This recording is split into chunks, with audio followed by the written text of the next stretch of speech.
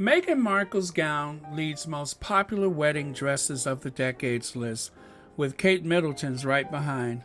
Meghan Markle topped her sleek Givenchy dress by Claire Waite Keller with an intricate veil, and Kate Middleton tapped Alexander McQueen's creative director, Sarah Burton, to create a timeless lace look. Before I go on, I have to say both gowns are very beautiful. Kate Middleton's gown was obviously inspired by Grace Kelly. Grace Kelly wore the very traditional royal bride's gown with the lace sleeve and collar, or at least the lace neckline, but Kate Middleton's has just a slight turned up collar, but of course covering the shoulders in a religious place on your wedding day, whether it's a church or cathedral or chapel, is just the proper thing to do because it implies modesty. And of course, the Duchess of Sussex, her gown was also very much a classic silhouette.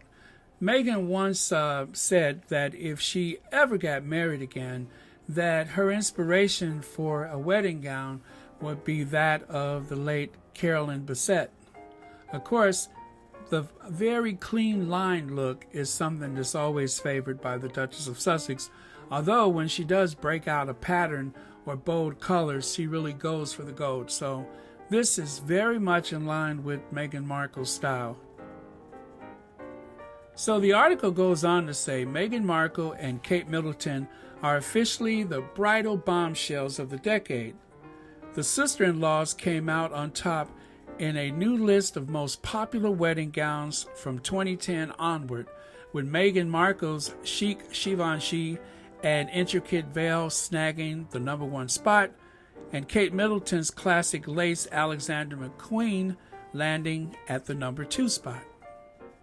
According to the Tatler, research conducted by gift specialist Find Me a Gift crunched the numbers on celebrity bridal gowns and search volume, and the Duchess of Sussex averaged a whopping 21,900 monthly searches in the United Kingdom since her 2018 nuptials to Prince Harry. Close behind, the Kate Middleton's has generated 21,500 average monthly UK searches since she said I do to Prince William in 2011.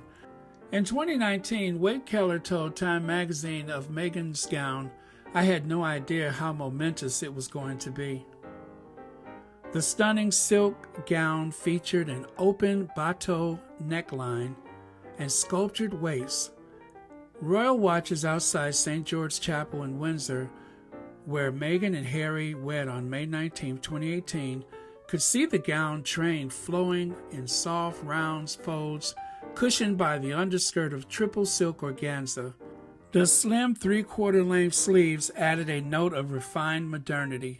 The delicate cathedral-length veil made from silk tulle featured a trim of hand-embroidered flowers from each of the 53 countries in the Commonwealth and organza. And Meghan added a couple of personal touches as well, including the winter suite that grows in the grounds of Kensington Palace in front of Nottingham Cottage, as well as her home state flower, the California poppy. One of the things that really stood out for me that day was the beautiful tiara.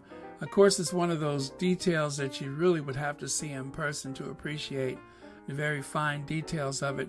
But it was very modest in design, being a very Art Deco style tiara, and of course it complemented the gown very well. It wasn't so over the top that it would distract from the gown. So all of the details that day seem to have been tied up into the lace veil and of course the very fine details of the tiara, which I thought was absolutely beautiful.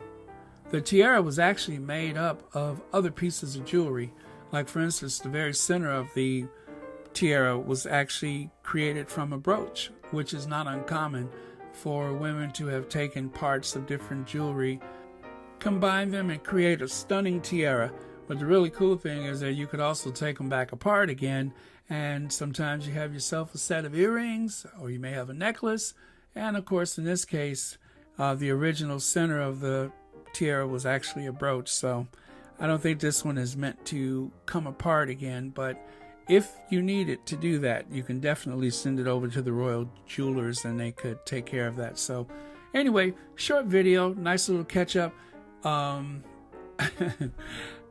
All Sussex all the time, and because People magazine, while wanting to point out the fact that Meghans Gown is the most searched in that particular survey, which of course we know, if you check out other surveys, you'll find out that that gap between the lace and the very modern clean lines created by Claire Wade Keller for Givenchy, you'll find out that it was actually even more searched than any other gown.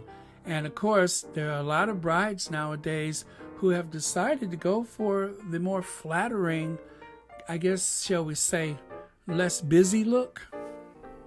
Or as the Duchess would say, clean, simple lines. So anyway, that's it for now. Have a great weekend, you guys. Thank you again for all your support. And thank you for all of the help I have received from the moderators. And of course, I call them the Mod Squad. So thank you from the for the Mod Squad, and don't you forget to thank them too if you actually run across them at some point. And also, oh yeah, and all the people who have donated. I just received some donations today, so thank you for that. I'm glad you're enjoying the channel, and I hope to bring you the best quality, up-to-date information about the Duke and Duchess of Sussex.